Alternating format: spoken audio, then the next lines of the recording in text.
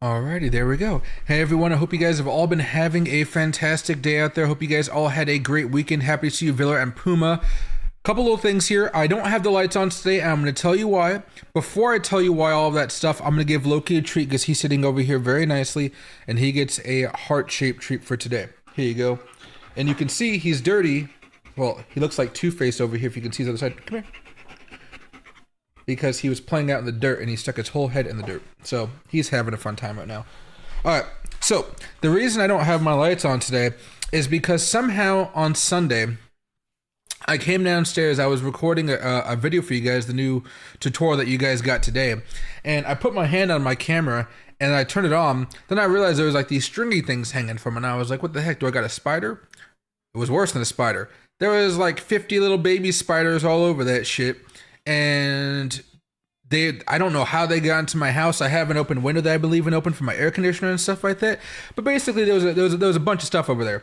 So I took some Lysol spray, sprayed it down. I took some spider spray, the whatever that killer spray, sprayed that down too.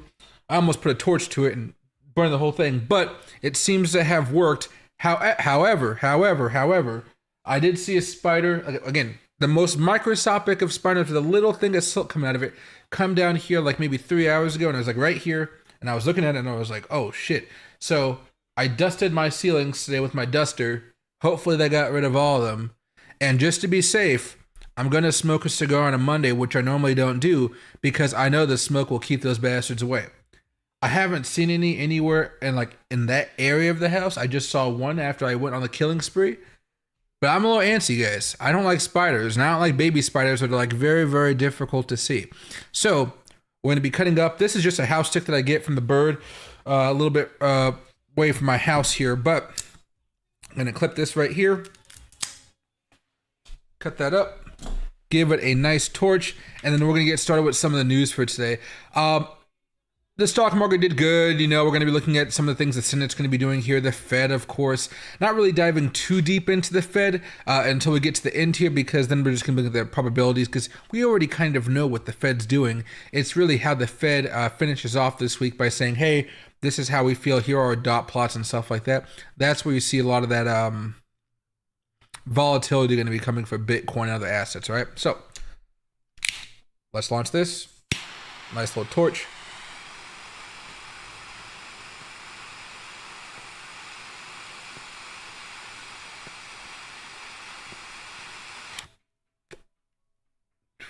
Nice little cherry. And I'm gonna smoke this house up for a little bit, and we'll see how it does. All right, so let's get on with the show. Happy to see you guys. Like I already said, the Dow Jones was up today, the S&P was up today, the Nasdaq was up today, the Russell was up today, and the VIX was up a little bit today as well. So we had a lot of good moves happening, and I'm very, very happy that we had that occur. Now, when it comes to the news of the day, there was some news about Tesla coming back up to neutral. I was like, damn, Tesla must have just had a bad year. But again, this is after, Elon tried to go into politics. He got kicked and slapped, and all types of nasty stuff happened to Elon over in the government. And now he's back outside the government. He's doing his own stuff, and stuff seems to be getting back on track for Elon specifically, which I think is good.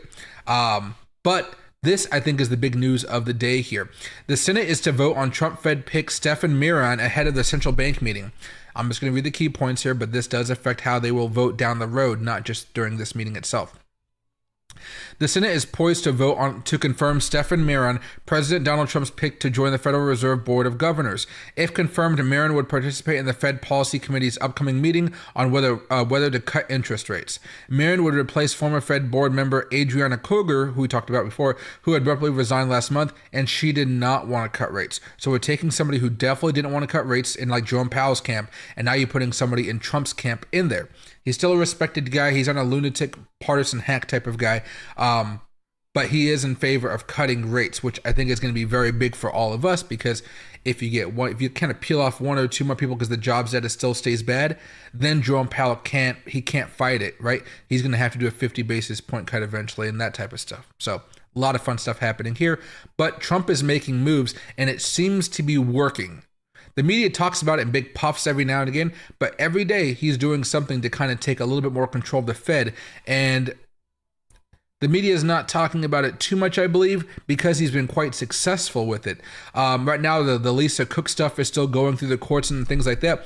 But it appears, as of now, she did lie on those forms. Even if it was a mistake, there was a mistake, and it was a very big mistake that she should have known because she's a very prominent woman in the banking system. She should know all this stuff, right? So Trump seems to be making some headways. So if you guys are looking for cuts like me, Trump is making those things more of a reality, which will affect Bitcoin and things like that. But more realistically, Ethereum, altcoins, the Russell 2000, those lower market cap stocks, I'm going to be going crazy for those suckers here. And I think what I'm going to be doing for the members here on this weekend is I'm just going to be making some portfolios for everybody to kind of see what I may be buying up as far as cryptocurrency, but also stocks in the Russell 2000 that have a good chance of taking off if the economy stays okay, not great, but okay. And then we're also getting those rate cuts. I think we could be having some real nice moves in the Russell. Now, this was something that I thought was pretty interesting. We don't really talk about the politics of money, like impacting the space too much. It was really big when we were talking about this with FTX and Sam Bankman-Fried and how much they really bribed both Republicans and Democrats, which was kind of fun to kind of say, like, yeah, everybody wants that money. It doesn't matter. But here it is. The Fellowship PAC launched in August, really recently, said it had over $100 million from unnamed sources to support the White House's digital asset strategy. So Democrats better get on board with crypto if they want to get some of this money, because, I mean, it won't necessarily come from this one. This seems to be more of a conservative one, but I do believe there are going to be Democratic super PACs that are pro-crypto, and they'll be all managed by the same corporations, but they'll just say this one's for Republicans, this one's for Democrats. So people are like, oh, yeah, you know, I'm taking money from the rich Democrats. I'm not taking money from the rich Republicans. Right. Now, the Fellowship PAC ABC said it had over $100 million from unnamed sources to support the White House's digital asset strategy. This means Trump is still going to be making moves with cryptocurrency this year, next year, the year after that, all the way to 2028. We don't know if a Democrat's going to take control, J.D. Vance, whoever, right? But we know that at least for the rest of Trump's presidency, we're going to have a very pro-crypto president.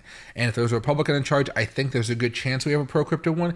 And even if a Democrat is elected, I still think we have an opportunity for a pro-crypto one. I would say it's less than if a Republican gets in control, but for a lot of people, crypto isn't their top issue, so they can kind of put that in with a whole host of issues. Like, okay, I'd rather have the Democrat, even though they're not as crypto friendly, because of A, B, and C. All right, so it just really depends here. Now, a new political action committee PAC focused on backing pro-innovation, pro-crypto candidates in the United States has launched with $100 million. Let's see. The PAC said it aimed to support specific candidates for federal office and prevent an exodus of talents and entrepreneurs from crypto companies in the United States by helping provide regulatory clarity. This PAC is designed to align the interests of crypto entrepreneurs, policymakers, and the public, ensuring trust and accountability as well as we continue building the ecosystem, said Fellowship. This is not the end. It's only the beginning. More to come. All right. So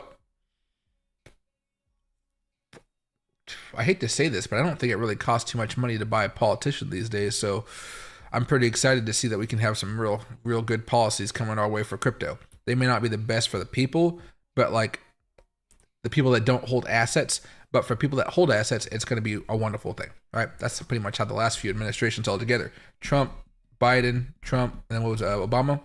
Wasn't really good for the people all too much, was it? It's kind of more for the institutions and big business and so forth. All right, let me get to these little news pages here.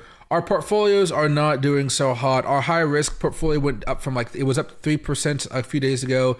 Now it's down 4.5%. Fartcoin, it's been down for a while, but it's down 26% so far, and it's down 7% today. Oh my God, this one's just abysmal.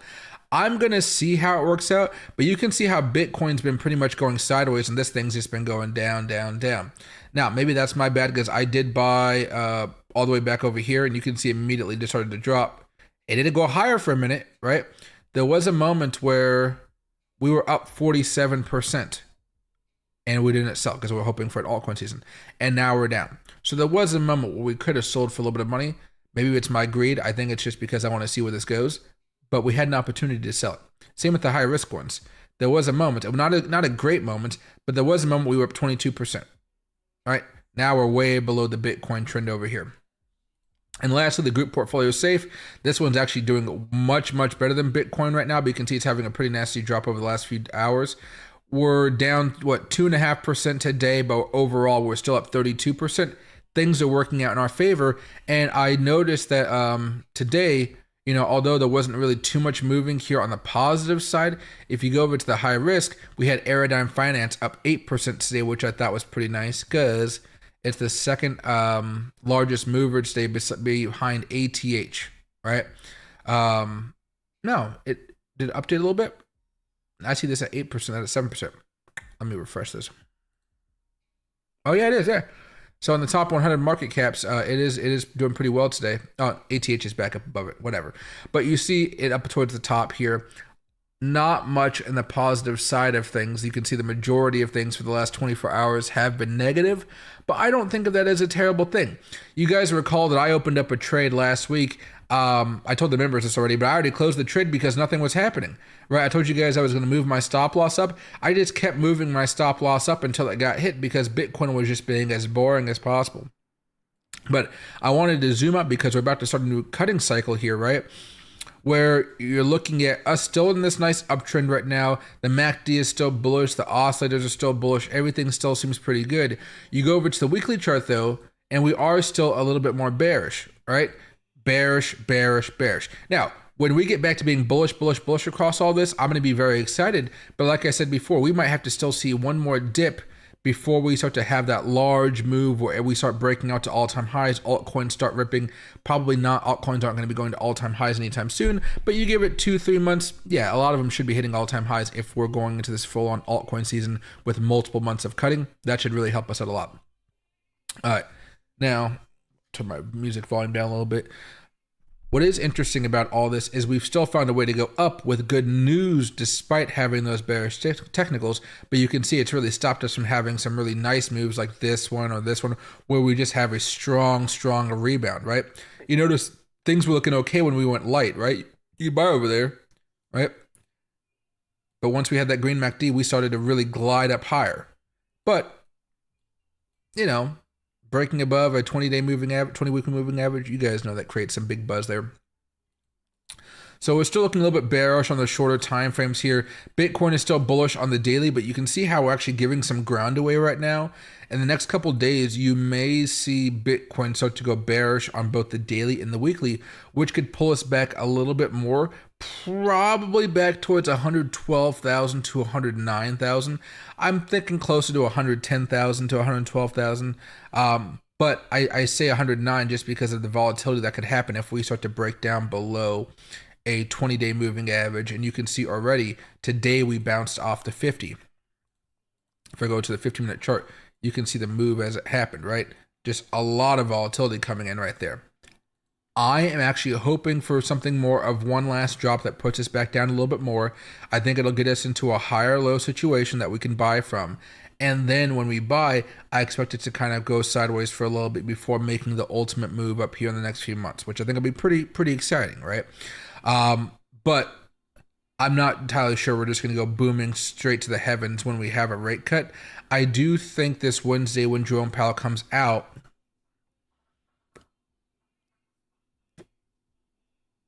I think when he comes out, he should be fairly dovish. Not extremely dovish, but fairly dovish. And the questions he's going to be asked this time, I think, are going to be very interesting because normally everybody's talking about inflation. Now we've had some really bad jobs numbers, and the Fed said the economy was doing great, so they're going to have to adapt to the economy not doing so hot, and they need to juice it up a little bit more, which is going to make all of our lives a lot more fun. I guarantee it, right? But yeah, so that's pretty much it for today as far as what I've been looking at here. I was trying to find some stuff to trade, but most stuff is just falling today, and it's falling below these moving averages. So you're pretty much just stuck doing small day trades and having fun with it. But those moving averages are getting hit like crazy today. So you're really playing around with them a little bit. So It's really a day trader's market. Oil is still flat right now. Nothing crazy is happening. The dollar index is going down even more, which is good news for us. The Russell 2000 is still going higher. The SPY is still going higher. NASDAQ is still going higher. Dow is still going higher. And you can almost see a breakout type of big jump here from the NASDAQ. I think this will give a good boost to Bitcoin eventually. Again, remember, eventually Bitcoin catches up to the stock market or the stock market catches up to Bitcoin. They usually try to go higher because that momentum is still taking them that way. So I'm still happy to dollar cost average and stuff. But for this week primarily, you know what? I've dollar cost averaged enough. I'm just going to wait and see what happens. If we take that big dip down, I'll buy. But unless we get that big dip, I think I'm just going to hold and wait. Day trading is probably going to be your best bet for this week. Swing trading may be a little bit more difficult just because it's a news-based environment. And here you go. Tomorrow we have some retail sales and stuff like that. Wednesday we have the FOMC. Thursday we have jobless claims again, which is going to be big. Then next week we basically don't have too much stuff going on. A little bit of inventories, a little bit of GDP estimates for the third time. Jobless claims again. And we got some PCE. That PCE won't matter as much because the jobs numbers will really say, okay, inflation may be bad on PCE, but jobs are worse. The Fed is still going to be forced to cut month after month after month, which I think is going to be a good thing, right? The way I described it to my friends at the cigar lounge, and you guys can answer this if you want to as well. Okay. Would you guys want to be paying higher prices because we have inflation, right? And have a job, and have no job? Or would you rather have a job and pay even more higher prices on inflation? That's basically where we're going. Do you want do you want small inflation with no job, or do you want medium inflation with a job? I'm in the camp that I'd rather have medium inflation with a job. And I think each person has to make their own choice on that, to be honest, because my lifestyle, the way I live, the way I work is completely different than somebody that works a 9-to-5, right? My brain does not allow me to have a 9-to-5 job anymore. Well, fortunately and unfortunately, but like, I used to be a marketing manager. I used to do a whole bunch of stuff, right? I don't want to say my brain's deteriorated, but since I haven't been in it, I haven't been able to kind of flex those muscles in my brain that were used to corporate work. So I I don't think I can go back to that corporate world. That's why I take medication. Medication keeps my brain working, simple, and it keeps me focused. Literally, my pill says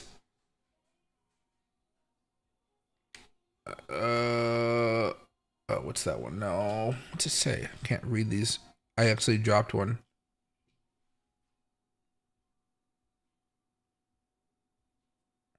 Oh, maybe I don't have it. I just can't read.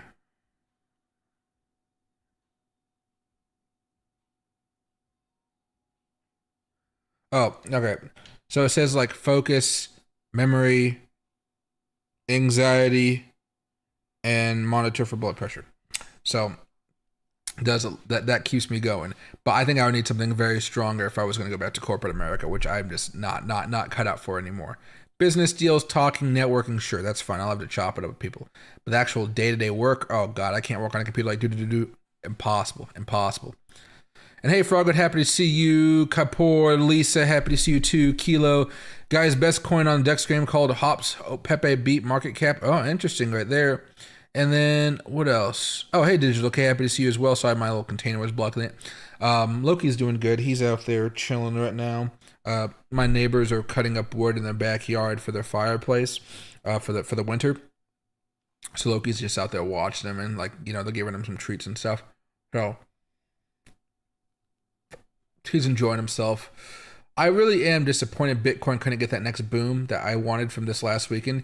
You guys know I bought over here on Friday, and I was like, oh, we can make a move. And we went up a little bit, right? I made some money off of it, but not nearly as much money I was hoping, because I was hoping to get back up towards, here you go, there, right? 117,000. But I had to sell like right up here-ish, because I kept on moving my stop loss up like I was saying, because it wasn't really doing anything exciting. So if I go back over here to Saturday, yeah, here we go.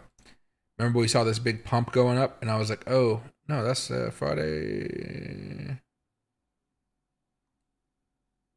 No, I was looking for 119,000. Sorry, whole different number. Because I bought.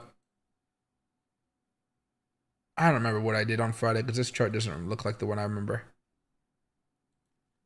Well, that could just be because I'm tired.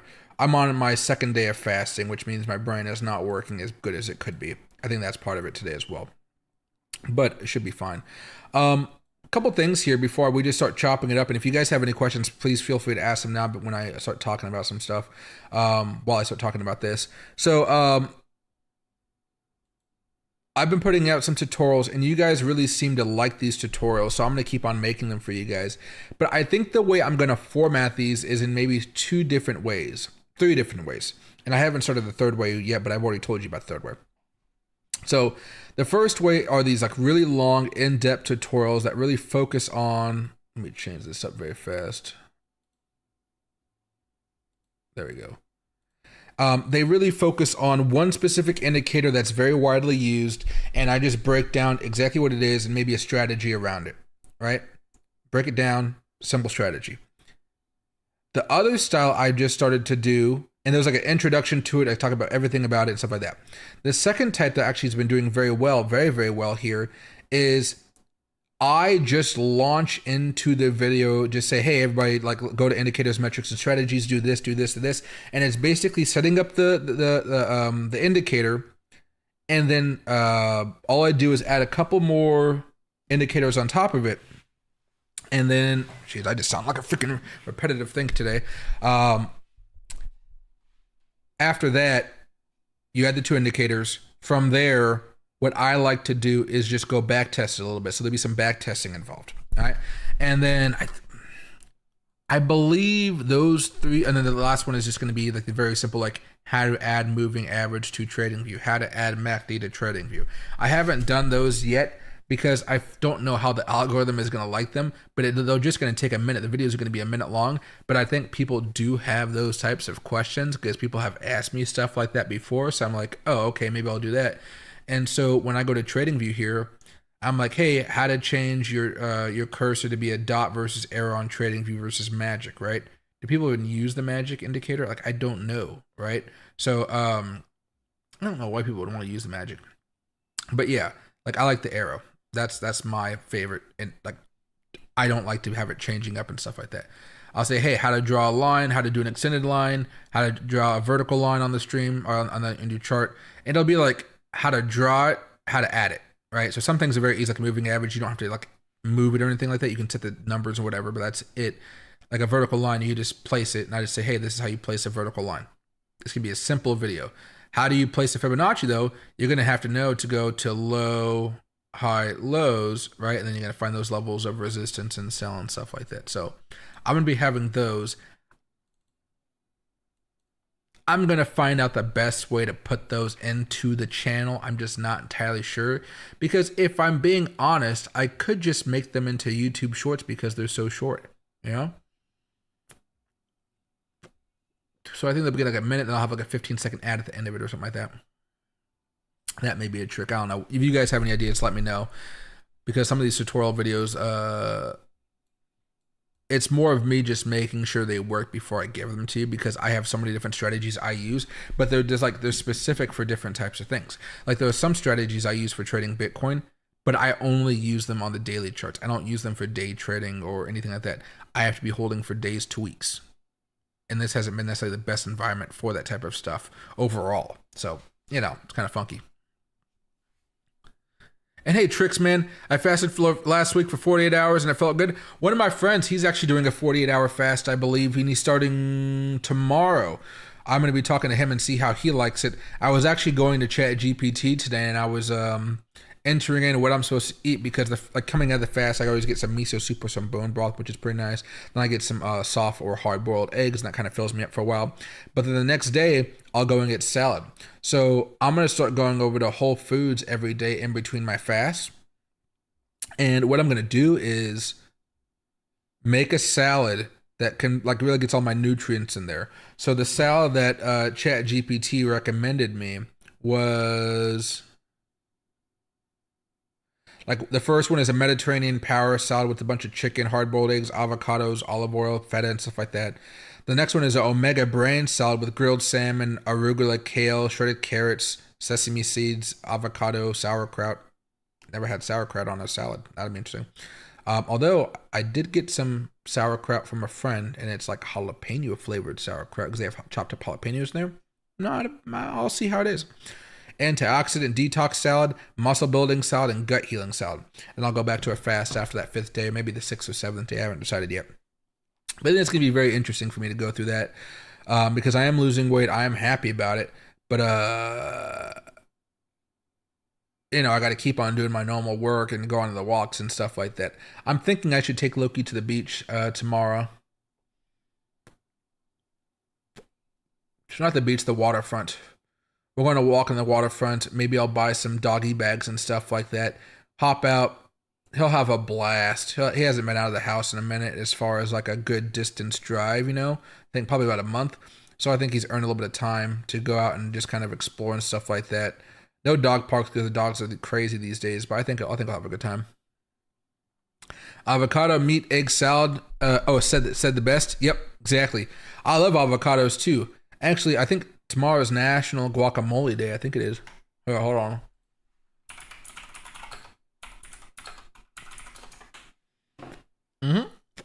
Tomorrow is National Guacamole Day. It's gonna be great. I've been getting all these messages from the taco places I go to, like, hey, tomorrow's National Guac Day. All guacamole is at happy hour prices. And I'm like, oh, cool. All right. I can't eat right now, so I'm gonna miss out on Guacamole Day. But, it's still kind of cool that it's going on. You guys can enjoy it. Right? There you go. Funny thing about today is Bitcoin is actually up around 0.16%, and you're seeing altcoins as a whole above my head for the most part just down, right? You got some futures over here still rocking and rolling, but the futures are positive right now. So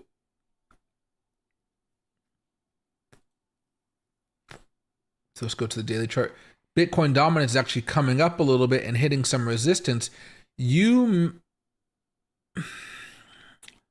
may see this get volatile for the next few days just because of the Fed. Normally, I would be saying something like, watch out for, the big moves we have when we cross these moving averages.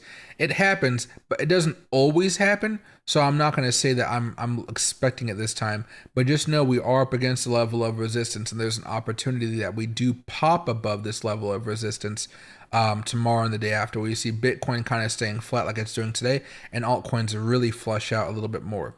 So you can see this level of resistance right here. We didn't break above it. So I might say that Bitcoin might make it as far up as 58.44 from our 58.17 that we're at now.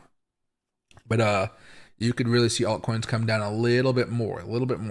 Ethereum's down a little bit. This is the daily chart coming down the last few days. Solana's coming down a little bit here after that breakout above the fibs. Dogecoin's coming back down. Dogecoin went up all the way up to like almost 31 cents here, guys. That was a massive move there. That's Trump token. Money token, that's Money token. Whiff down, bonk down, Miro down, all that type of stuff. So wouldn't be surprised if we have to do 1 or 2 more days of real hard knocking here. And then again, towards October, we really start to see a lot of the growth that we've been expecting. So I think that I think a lot of influencers are going to be saying this is your last opportunity to do dollar cost averaging, to buy the stuff you want, because eventually we're going to have those larger moves. But we've been buying up so long, guys, that I just don't think you need to really rush in and buy much at this point. I'm playing it safe. I'm going to buy tokens as they kind of come down, and if I feel like I'm getting a really good deal for it, but I don't feel the need to just like go out there and start buying a lot more than I normally do. Like even that WXT token that I've been buying up on weeks, so that's coming down as well. I bought some more today, even though I can bet this thing's going to come down even more. I still bought some because I'm just holding this for the long term. Oh boy, this is I'm really hoping this token does well. I've been buying it all the way since here, and I sold over here. Then I bought back over here because I was like, what the fuck is that? And now it's taking off again. So I really want to take advantage of this while I can. But I don't know if this is going to have a parabolic move. I think like with BGB and Bitget's token, I'm expecting to have more of a grind here, which I think will be working out fairly. I think that'll work out fairly well for us. And let me see this very fast.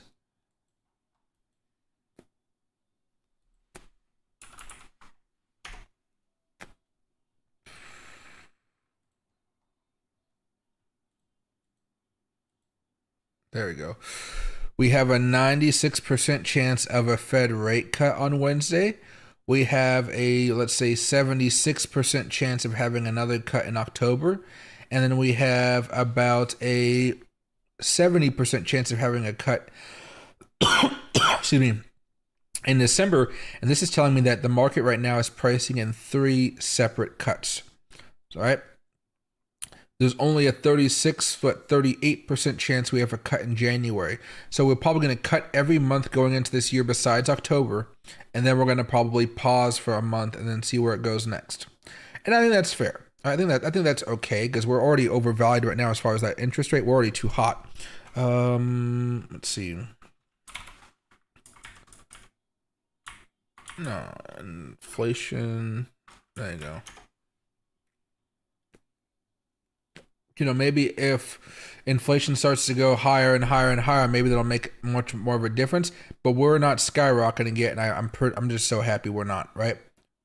We've been going down for core inflation, PCE year over year. Right? This is, I think, the worrying one where it's ticked up a little bit. But again, it's not as bad as it was in December or stuff like that. It's just kind of there, and we still managed to come down a little bit more. So the Fed's going to be making decisions, but I don't think it's going to be cut type of environment. I think it's going to be a little bit more slow than that, just a tad bit more slow. And hey, I'm happy to see you, my man. Hope you're doing well. And hey, GVC, what token is it? The token I was talking about was the week's token. That's like WXT. I have the exchange link down below if you want to buy it. It's like pennies on the dollar right now, of course, because it's low market cap and small price. I've had this affinity for exchange tokens for a few years now because this could be Crow token, OKX, BGB, Weeks token, whatever, BNB, right? When an exchange gives you benefits for holding large amounts of their tokens, it doesn't have to be large amounts, but just holding a decent amount of their tokens, I like that a lot because it forces people to buy, and then it's, for some people, it's an investment for the long term like me. Other people, they trade like crazy, so they just want to pay a lot less in fees for that type of stuff. And so I'm always on the lookout for, especially with exchanges that I work with, if they have those tokens. So for example, Weeks, I work with Weeks Exchange, I buy up the token, I enjoy it. I bought up BGB because I was working with BGB at the time, BitGate at the time, excuse me. I'm waiting for Blowfin to come out with a one where I don't think they are. Let's see. Not Blowfin.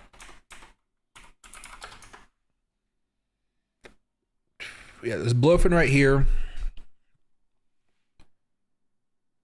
No, I just want to go to the main site. There you go. Spot. I don't think Blowfin has their own token yet.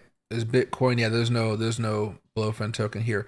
I'm waiting for Blowfin to make their own token, and I'm waiting for BYDFi to make their own token. And as soon as they do, I'm going to go straight launching and then buying it. But again, they don't have it yet, right? There's no BD token or whatever. I don't know what it would be called. But yeah, so they don't have one just yet. That's why I've been kind of gluing myself to WXT token. And again, I bought some Crow and stuff like that. You guys know that we have that in the portfolio. But Weeks token,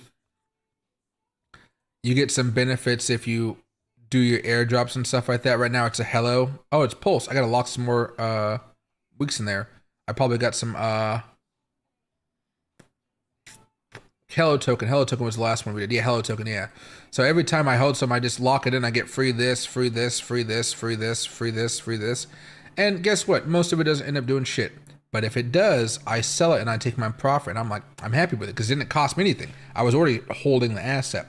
So when exchanges have these little things, I just absolutely love them. I feel like it's like freebies, right?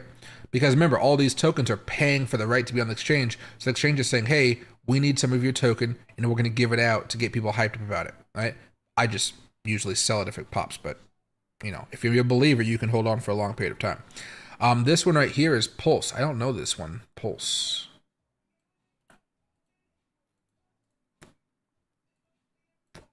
Oh, before I look at Pulse here, let me just go back over here. And this is that Weeks token that we were talking about on their exchange. So you can see how you can buy it right here. It says new, but it is not new. I think it's just a way of saying, hey, flashy, flashy, flashy. Look at the weekly chart. right? Going up higher, higher. Now this was started back in July of 2024. The market has obviously been overall pretty good since July of 2024. All right, now let me go back over to coinmarketcap.com. Let me see this pulse one just so I can show you an example. And again, this isn't just for weeks. This is any exchange that has their own token. I wonder if XPL is the ticker.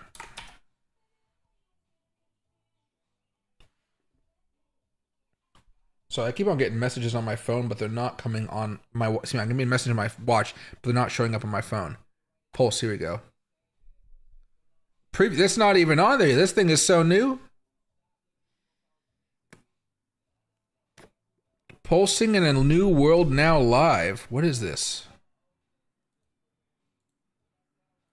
They got followers on X. They have less than 1,000 followers. So there's some money behind this. In the next 60 days, they plan on being in Coinbase, Weeks, and LBank.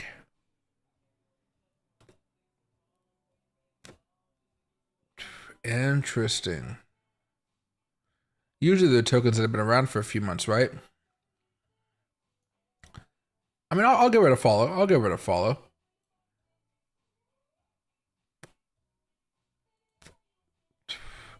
Pulse World is a next-generation decentralized ecosystem that combines Metaverse, GameFi, SocialFi, DeFi, NFTs, and education into a single immersive platform. Built on the BNB chain and powered by the utility token XPL, Pulse World creates a unified digital economy where users can earn, learn, connect, and grow. The platform is designed to address the fragmented nature of existing Web3 services by offering an integrated user experience that blends entertainment, financial empowerment, and community building. Meh. Now, I just don't care that much about the metaverse anymore. GameFi, SocialFi, DeFi, NFT type stuff. DeFi, I like DeFi, but everything else, I'm just like, I own metaverse stuff. I own GameFi stuff, but man, they are just not a big part of my portfolio anymore. If they start to pop and they have this move where they're all moving together, it's like the metaverse cycle moves. Guess what? I'll just do some leverage swing trading on it and I'll make my money and I'll be happy. I don't really feel the need to be dollar cost averaging heavily into that sector because that sector really hasn't made me excited about holding it, right? You guys know me. I've been much more about the financial sector, the not the institutional sector. What's the not the construction center, the infrastructure sector. There you go. Sorry guys, it's my brain is a little foggy today. So if I go over here to Mana, right? This is a monthly chart. I've already bought up loads. And primarily, I bought it all the way back over here in 2023. I bought some back over here in 2024 when they kind of had lows. I didn't buy anything over the last few months here because it's already close to my average. I got really lucky with this thing, right?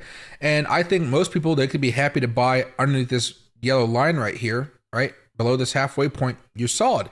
During altcoin season, it'll go higher and it'll probably even break out, go higher after that. I'm good. I already have my stuff. You go over to Sand, however, kind of similar, kind of not, but you see a little bit of support here. Unlike Mana, where I'm actually in a profit right now, Sand, my average is like, like that. Like I said, kind of bought in that 2023 area, bought a little bit in 2024, and it kind of brought the average down just a little bit. But I haven't been at dollar cost averaging heavily into this thing for months. Because again, you go to these places, right? You go to Sand, and let's see, $700 million market cap right now. You go to the website, right? Massive following on X, big following, million followers, right? Big. Go to the website though. I haven't really seen many people playing these games. And maybe that's a marketing issue or something, but there has to be somebody big that comes into the blockchain verse and is able to monetize it. And whatever projects they're associated with will have massive booms. But I think what they're missing is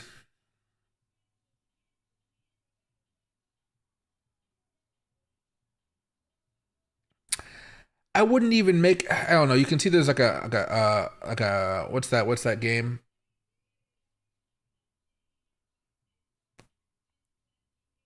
Minecraft.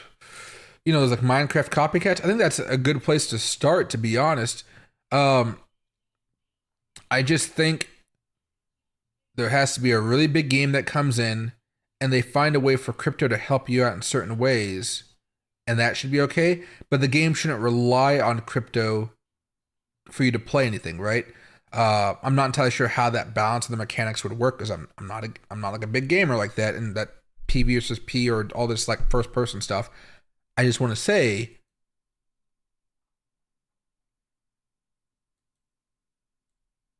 meh. These types of things, it's just like a meh in my head. Now, because I'm getting them for free, I'm like, okay, yeah, that's fine. Let me lock up some of my stuff in there, and we'll see where it goes. But I don't feel the need to be like, oh, I need to buy up these Metaverse tokens right now, even though they're holding up fairly well, not greatly, but well enough. I would say mana is much more better for me than sand. Coinbase is coming out with theirs also. Man, see, I'm worried about the Coinbase one because everybody's going to rush in and try to buy that sucker. And I wish there was some type of thing where if I hold $1,000 in Coinbase or something, I get $20 of their token at opening price. Then just like watch it go fucking woo, and I sell it for a nice easy profit. I think that's be the way to go. But we'll have to see. But again, I like that they're coming out with these tokens because again, we're still in the early stages. Coinbase is going to go wild. That token is going to go wild over the next few years. Even if we hit like a bear market or something, I'd still be loading up on those specific tokens. Just like how I've been loading up on Crow token, right? And all of a sudden, Crow just takes off because there's a reason to own those tokens. Now, I don't really use Crow.com too much unless I'm really looking for a specific token, right? .com. I'm not going to spell that right anywhere. What?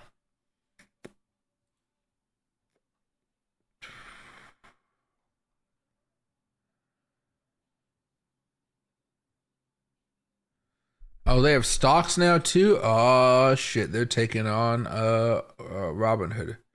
API bots, derivatives, spot order block, Visa signature credit card.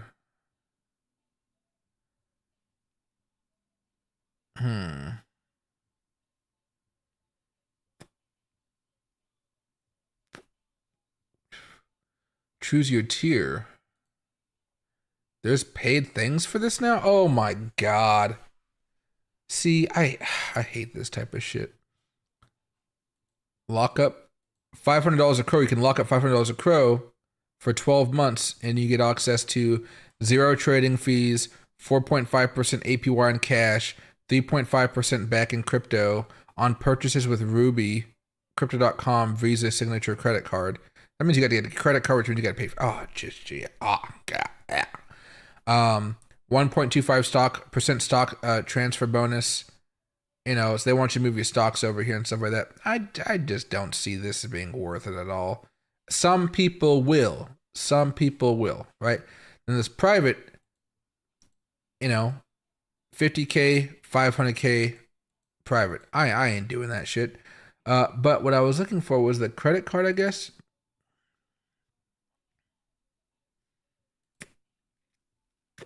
Yeah, here we go. Let me just zoom in just a tad for you guys to see what I'm looking at here. Reject non-essential cookies. There we go. So you got Midnight, which is free, right? But you got Obsidian up here, $500,000. Right? People are doing that. IC Rose, $50,000. Right? 12-month Crow staking. I just don't want to leave it there too long unless I know it's going to go higher, and it's already gone a lot higher, right? Yeah, $5,000 for that one, or $29.99 a month. Like, I gotta pay to have a fucking card? You gotta be kidding me. So I don't know. They look absolutely beautiful. I love the way the cards look. I'm just not gonna put my money into a system like that. Doesn't seem like it's worth it. And hey, Jamrock, happy to see you. What's his opinion on HBAR, XLM coins? These good companies to invest in? For long term, I do believe they're good companies to invest in. I'm probably going to sell them during this next market boom, though, and then I'll buy them back next cycle when I see them crashing and burning like everything else will be crashing and burning, right? And then I'll be holding them for longer.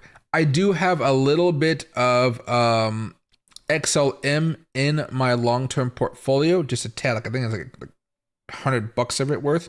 Maybe it's worth $80 now or something like that. I don't own any H bar in there right now, but I may in the future. But yeah, I mean, they're good to be holding for a long period of time if that's what you want to do. I hold specifically XLM for the long term, and I hold H bar and XLM both for the cycle type of trade that I've been doing with dollar cost averaging and stuff like that. What do you recommend nowadays to use when it comes to day trading crypto without VPN? I like Weeks Exchange because that's what I have access to. So I like Weeks Exchange, and I also have access to BYDFi. I work with Blowfin, and I just signed a deal with Femex, which I'll start up tomorrow for you guys. Femex is out of the country, so it's not going to be for Americans, but I have a large Indian audience and a European audience, which could use it as well. That being said, I prefer Weeks and BYDFi. They seem to be the best ones for me because I don't get all those little pop-up messages and stuff like that saying, "Oh, you're not allowed in this region" and whatnot. And you can either do KYC or it's non-KYC. You have the option to do it. But I would say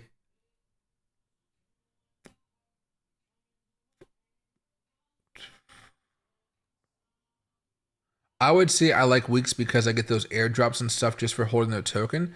But for somebody who just wants to day trade and swing trade with some leverage, I like the layout that BYDFi has a little bit better. So if you go to BYDFi, oh, hold on, let me do this. It'll try to do like a bunch of weird sign-in stuff if I click on the main account.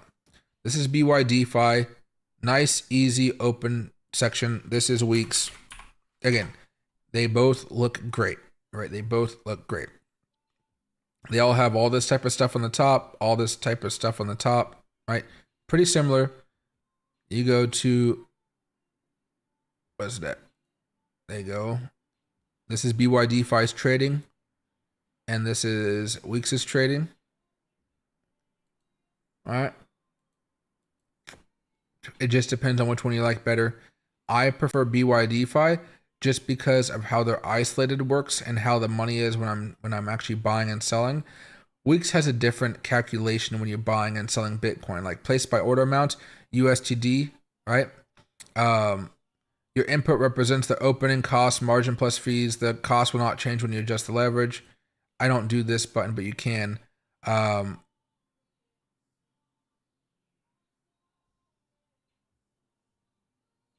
It's just kind of depending on how you want to do it.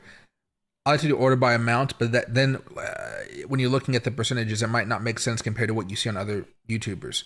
This one is going to be more default, so it's a lot easier just to hop in and start trading. I don't know why they have that specific thing. I have no idea. And it's even hard for me to explain exactly what I just was trying to convey. But they're both really good, and they both have really good VIP programs. Like I work for both these. They're good. Trading bots on BYDFi. I don't think they have trading bots just yet. I am going to be coming up with a trading bot by the end of the year, which I will use. And I'm basically going to have, how do I explain it? I'm basically going to have my friend put into code my trading strategies. So I'm going to have one trading strategy to start off with. I'll put like $1,000 in the account, and you guys can watch it for a few days before you start to like copy it if you want to, and it'll go that way. I don't have to spend so much time on trading and stuff like that. And I think that should be a nice little way for you guys to kind of see how the AI is working. And then if you wanted to, maybe you can copy trade me, or maybe on my website or something, I'll have a way for you guys to buy the algorithm if you guys wanted to. I'm not entirely sure how that would even work, so I'm probably not going to do it. But if you guys want to do the copy trading, you guys could. And then you guys already know from a lot of my stores different ways I like to trade. It's just more of that stuff saying, hey, there's a big level of resistance. Maybe don't follow that buy signal until after we break out. You know, that type of stuff that people kind of overlook, even though it's the basics, because we just want to trade and have fun with it, right? Make our money. I'll kind of like put that all into an algorithm and have it be a trading bot. And then I'll make a specific video discussing how the trading bot works and how to copy it and all that type of stuff, how much money to put in there if you guys want to, because I feel like some people put a lot of money in there. But copy trading is usually a pretty simple way as long as you're aware of what's happening in the market. So like I don't mind copy trading, but I think when you can see market volatility coming, you should actually stop trading for a little bit, like stop following them for like a few days to a week, because I think that's where their algorithms really mess up a lot of the trading algorithms online, because like whoa, boom, boom, and they try to buy, a big fast dip, but it just keeps on going and going and going. And if you're at 20x leverage, like some of these crazy guys do, oh boy, that's hundreds of percent. That like pretty much drains your account and within a matter of like hours, not even days, hours. So that's why I'm like, if they're trading with 20x leverage, it's okay if you trade with 2x leverage. It's okay if you trade with 3x leverage. It's chill, right? It's chill. Like you're gonna be able to sleep soundly at night with 3x leverage. If you're doing 40% leverage, stuff like that, nah, that's not gonna be fucking pretty. Again, I showed you guys. Maybe back I used to work with the exchange called I forget what it was called, but on days where the market was absolutely Fairdesk was what it was called. On days where the market was terrible, oh my God, you just see blood red across the entire copy trading ecosystem. But Fairdesk closed down. Their investors closed it down. It's one of the few things that, yeah, right. Fairdesk crypto exchange shut down over regulatory concerns. They didn't lose people money. They didn't do anything crazy. They were just like, okay, we're getting shut down. Let's do it amicably. Let everybody get their money out. All that type of crap. But this was a Singaporean type of thing. I think they pissed off somebody in Singapore because they started to delve into politics and their political candidate didn't win.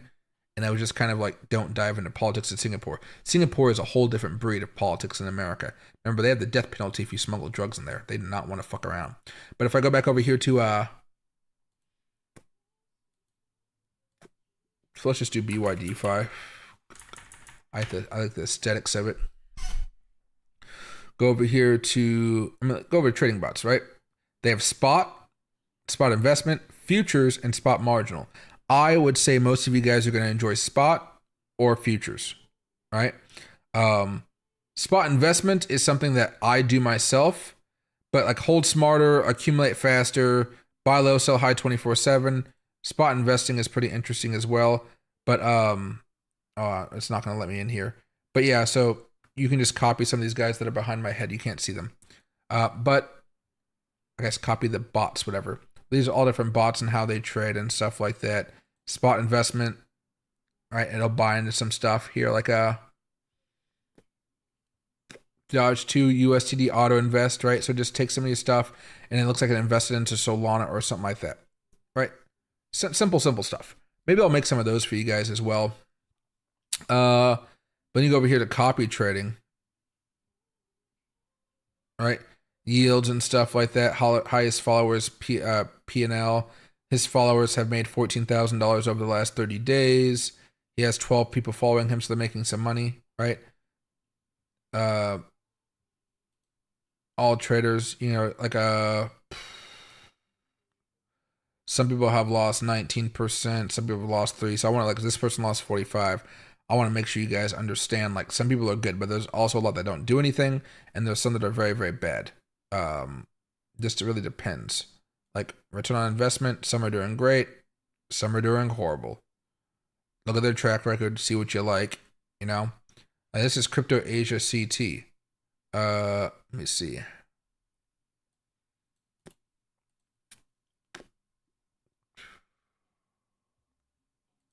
Is it this guy? No, it's not this guy. Sometimes you can find their YouTube channels if you search their name. But yeah, so it just depends. But it works out for a lot of people. And the market's looking okay right now, but it's still that bearish or short term that I'm thinking about here. I'm taking this time to pretty much just do nothing. I'm just holding what I have. I'm dollar cost averaging. If something becomes like into my buying zone, which is a lot lower than where we are now, obviously, I'm like, okay, I'll buy a little bit up and I'll see. But for the most part, sitting on my hands until Wednesday, going to see how Jerome Powell comes out, see how his statement is. Is he very dovish? Is he very hawkish? Does he kind of still ignore the jobs reports and stuff like that? Is there a dissent for cutting 50 basis points, instead of 25? Is there a dissent for not cutting rates at all? A lot of stuff's going to happen, but I feel like I just want to sit back this week. I think the best way to get involved is going to be to day trade and not swing trade, because swing trading requires you pretty much at this point to hold until Wednesday. Oh boy, you got to guess very correctly if you want to do that. and I'd probably be going long over short, but I just don't know what his statement's going to say. He may say all of a sudden, like, make it feel like, oh yeah, we're probably only going to have one rate cut this year, despite the bad jobs numbers. That would cause Bitcoin to go tumbling, and Jerome Powell's again up against the wall because Trump is putting in a new Fed governor, and I think in this week, I think today or tomorrow, and his other person like lied on her forum, so she might get fired. Oh, he's just not in a good spot. Excuse me. It's easy, man. Happy to help you out. I have links down below as well. I don't make any money if you do sign up for them, but I do get paid if you start trading and stuff like that. You used to use Freemix too? I used to use Freemix quite a bit before they kicked out in the United States, so they want to sponsor my channel, so I got a VPN for it. But what I'm going to do with Freemix here, and I'll for those of you guys not in the United States, I will basically do some long-term investing on there with like leverage. I think I'll put like $1,000 and then maybe up to $5,000 of my money there, and I'll do some trades with you guys. Ooh, see me. And then what I'll do is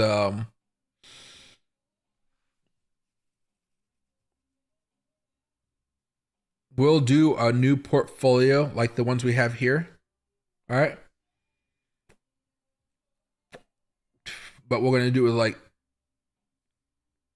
3x leverage to 5x leverage. I think that'd be fair enough. And we'll see how that goes. I'm thinking let's be just conservative and let's do 3x leverage and then it's kind of watch to see what happens. As I get ready for all that stuff this week, the market has been coming down a little bit for altcoins, as you guys have seen earlier. I think I'll probably just make another safe portfolio and not a high risk one. But maybe if you guys want to do a high risk one, I can. But I might do it on a week's exchange just because it's hard on exchanges to have your own separate portfolios built in, right? What I think I can try to do, and I know I can't do it, like you can create a portfolio, but you can connect your wallet, right? Connect your OK accounts, but my exchange isn't here, right? Famex isn't there, Weeks isn't there, BYDFi is not there. So maybe what I'll do is I'll buy stuff, but it won't let me add a leverage onto it, which is going to be the pain in the butt, right? There's no leverage or anything like that. So kind of sucks, obviously. Sex accepts U.S. clients with no VPN. Fees are kind of high sometimes, though. I mean, that's kind of what Americans have to pay, though. We're used to paying the fees. What I think is just good is that if you guys make your money, the fees don't really matter as much if you guys are trading. But when you guys are losing, it compounds a loss. Like, damn, that was a $50 fee. That was a $100 fee. Oh, shit. Now, not many of you guys are paying $100 fees and stuff like that. But if you do a large position with a shit ton of leverage, oh, yeah, those fees can get incredibly expensive. Incredibly. But again, that's why you're seeing so many people go and buy those freaking tokens for the exchanges. Like, here's Weeks, right? And okay, let me go over here. Is this where it's at? No. Hold on a second. Price predictions, affiliate, VIP program. Here we go. All right. So VIP 0, this is what most of you guys usually start off where you get in there, right? And then there's VIP all the way to 8. Like, if you get up to 8 and you're holding a lot of money there, you're paying half the fees as everybody else. But then you go over here to BYDFi and you can kind of like do like, hey, which one has the best fees with the VIP program? You go down.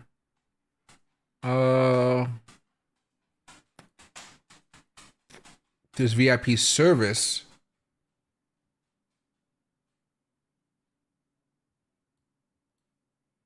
Wait, BYDFi has a card too? Hold on, sorry. I'm gonna do different things. BYDFi card, that must be in Asia or something.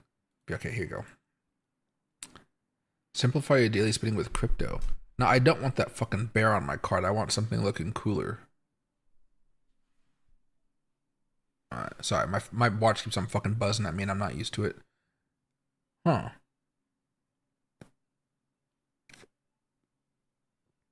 See, these guys want to become banks.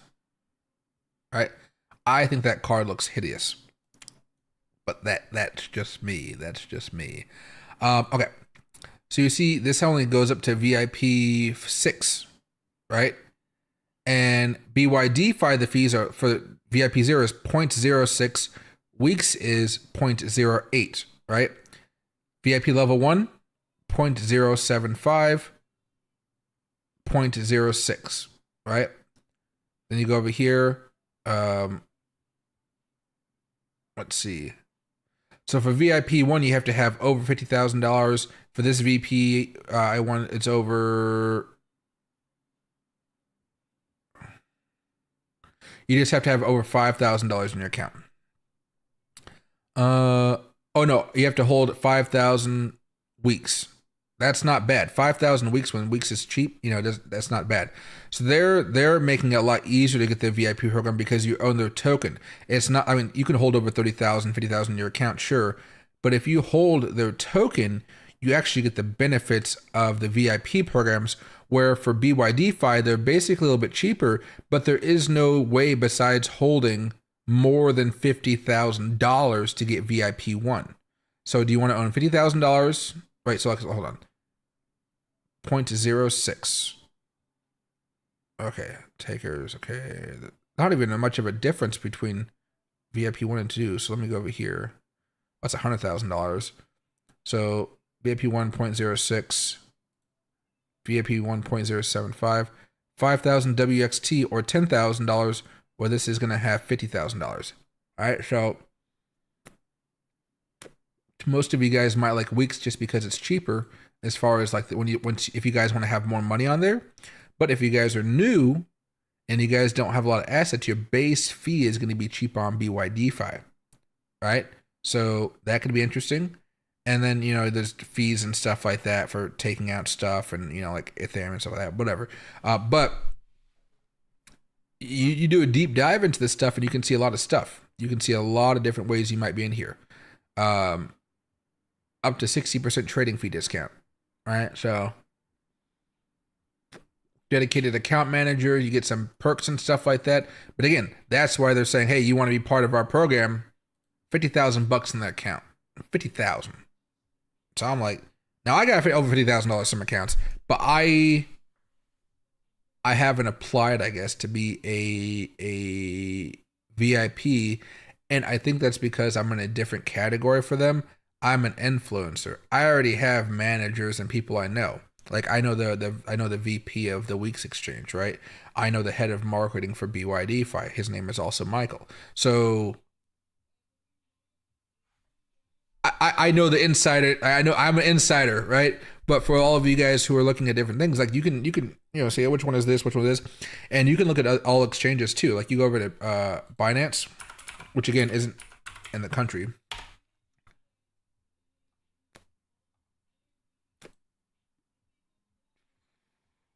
I know I'm not in your freaking country. I know. Live products, learn. Over-the-counter trading. Auto invest. I don't see VIP. Hold on.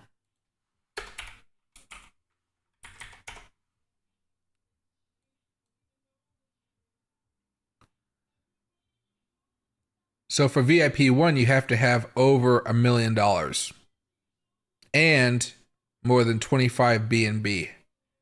And even with that, it's more expensive than the free. I mean, the cheaper, like the zero required BNB and weeks. Right now, you have access to liquidity, which means you can trade a lot of money here without messing up the algos and stuff like that within the exchanges. Right, so you don't have to worry about selling a shit ton of Bitcoin. It's not going to crash the market unless you're selling so much Bitcoin. Right, and that only happens like what, twice a year that actually happens. You see that on exchanges. So again, expensive, but they can afford to be expensive because they're the largest one. But again, 25 BNB is what? That's almost $25,000 basically. 919 times 25, $23,000. And even with that, you're still more expensive than Weeks and BYDFi. BYDFi wants $50,000 for that as well. So again, depending on how much money you have, it works.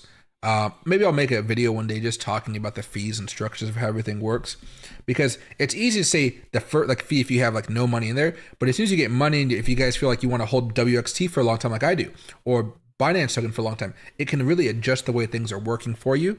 But look at this, like this is and $1 million and 25 BNB, $5 million and 100 BNB. For a regular user, you can have 0 BNB and less than $1 million because you're just a regular person, but you're paying 0.1%, which is crazy high fees.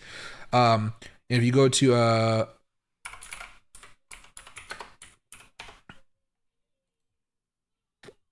Binance US,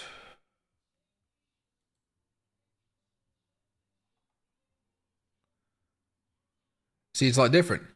You have to be trading over $10,000 in volume, which isn't hard. That's 10x of $100, like $100 trade, 10x. You're already there, right? But even that fee is that fee is 0.009. That's not that bad.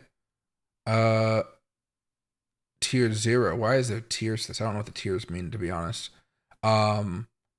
This is all about trading volume and not about holding assets, which is interesting.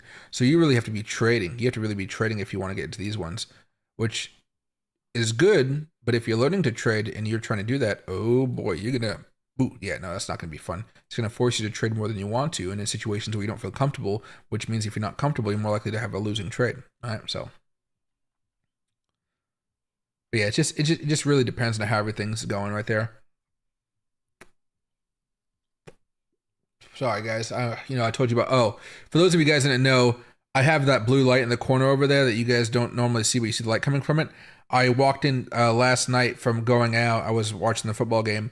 After the football game came over, I came back home. I was going to make a video for you guys, and I did, but it just bright lights. There was like a bunch of baby spiders on that light, and I was like, where the heck did they come from? And I think they came in through my window, I think they flew in from outside, like there was a spiders thing outside, and they kind of flew out, and then they kind of came through my window, and I think they laid their little spin webs, like the little strands, again to get carried off because they are those little tiny things. And I think what happened is a few of them got pushed on through my air conditioner over there. So like last night I sprayed the shit out of a Slysol. I had some Raid. I had some Windex. Sprayed all of that shit on there. Not Windex. What's that stuff? Rain-X, because Rain-X kind of does a sealant around the bodies, and they breathe not through their noses or stuff like that, but like through the body. So if you seal off the body, they pretty much suffocate. So yeah, I killed them all. I saw only one today. Yeah, just one today. But I'm kind of like in my house now. I got freaked out. But trying to think here. I get spiders in my house every now and again, but they always die in a corner somewhere because there's no food, right? And I started dusting my house pretty seriously. I just got my house deep cleaned the other day, so everything's all nice and clean. And as soon as I deep clean my house, spiders show up. They were like, "Oh, thanks for making room for us." You know what I mean? And these were like the teeniest little spiders you ever saw, like the teeniest little things. Because I touched my lamp and I was like, what are all these webs on my finger? And I was like, I thought it was cobwebs. And I was like, okay, maybe I should dust this. I haven't dusted this in a minute. There's like the light. Woo, shit. I washed my hands under scorching hot water. I was like, oh, hell no. Not a pleasant experience. All right, let's go over here to X and see if there's any news. Oh, yeah, there was Monday Night Football on tonight.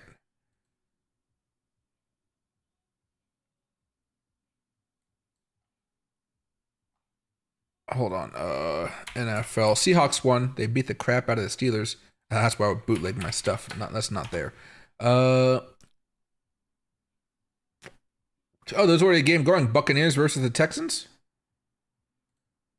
Baker Mayfield is 12 of 15 for 100 yards. Not bad, not bad.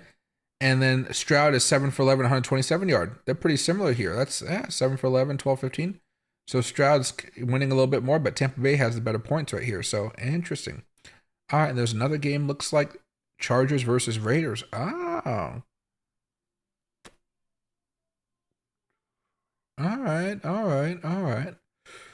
Oh man, Eagles versus Chiefs. I have a good friend that's a Chiefs fan, and I was like, damn man, you gotta start thinking about moving off from Taylor Swift's husband, man. I forget his name, but Taylor Swift's fiance. All right, Greg, Jessica the Five. Oh, that's politics. Let's stay away from that. Um, go to Bitcoin.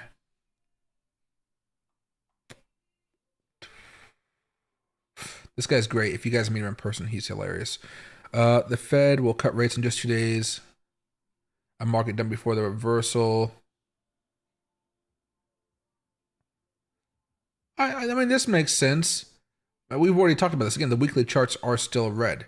I could see a dip.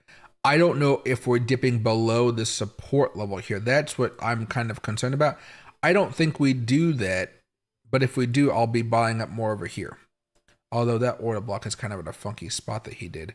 I'd actually just go back and do a larger Fibonacci level and pull it down. So like, go to the weekly chart. Let's go to something that has nothing in it. There you go.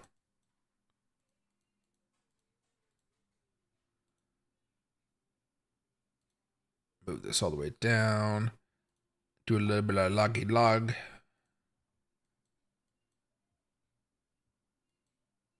There you go. You zoom on over here. This one is that $98,000 one, right? Do one more.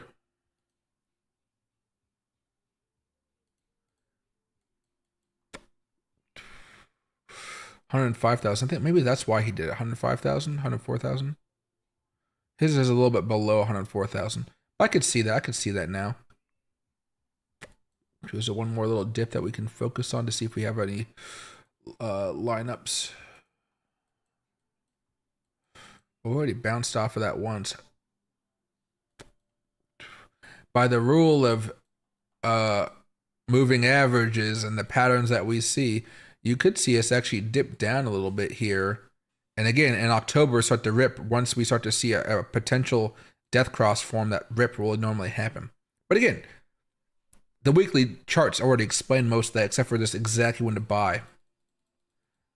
But we'll see if I'm wrong or not. I'm expecting us not to break down below this here unless we get some bad news, like bad economic news that would make it less likely for Fed cuts. Not the bad jobs that would give Bitcoin a reason to go higher because that means we're going to have more cuts, but like higher inflation would lead to, I think, both of his scenarios from this one to this one. If we don't have bad inflation data, specifically next Friday with the PCE, I do think there's a chance we actually just consolidate here and then bounce up higher, especially since the MACD is like softening a tad, I would say. But I like that overall thesis. Oh, the halvings, yeah. Let's see.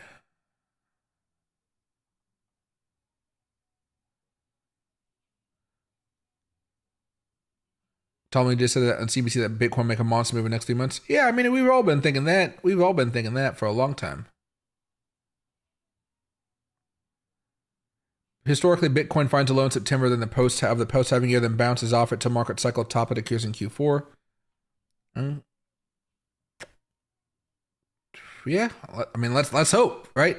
Well, I think this looks better. He's using the weekly chart. I would actually focus on that monthly chart.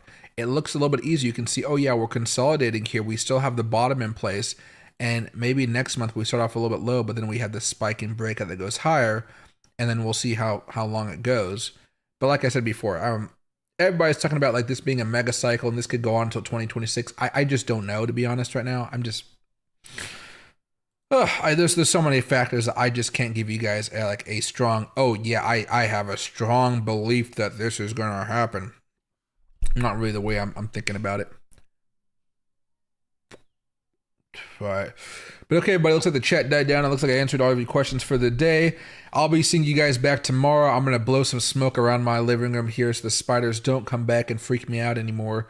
Bitcoin's still bearish on that weekly chart, so please be careful there. Dollar cost average, if you haven't been able to do so much over the last few months, if you guys are still looking into it, I definitely have something involved because like some of those guys are talking about, I do believe we're going to have a really strong close of the year, but I'm going to be selling a lot of stuff. Like I said, I've already sold about 30% of my Bitcoin that I bought back in 2022, right?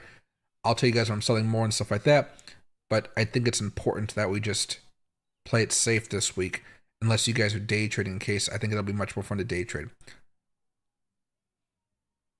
If you want to swing trade, look at that last video, one of those last videos I did for as far as trading strategies, and you could wait until the daily chart is bearish here.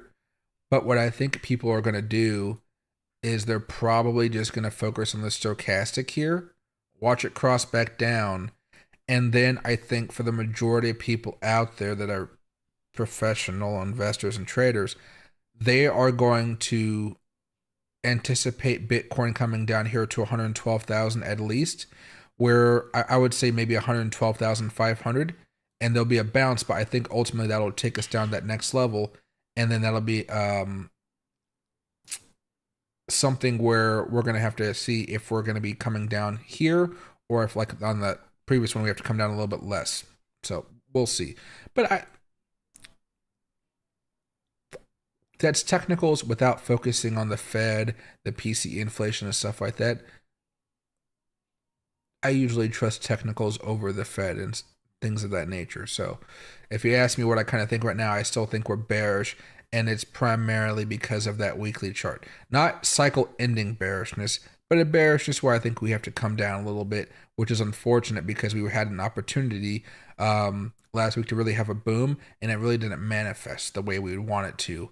And I think that's okay. But, you know, that weekly chart is going to be interesting. So thanks, Lisa. Thanks, everybody. I'll give Loki one more treat before I head off here. I'm going to take him into the backyard, and I'm going to smoke the rest of my cigar here. Oh, I forgot I have my little thing working for me. Loki, do you want a treat? He stood to attention. All right, here you go. You can't smell cigar smoke. You guys can't see him, but he's covered in dirt on his other side of his face. Yeah? You want to... come over here. Come over here. Come on.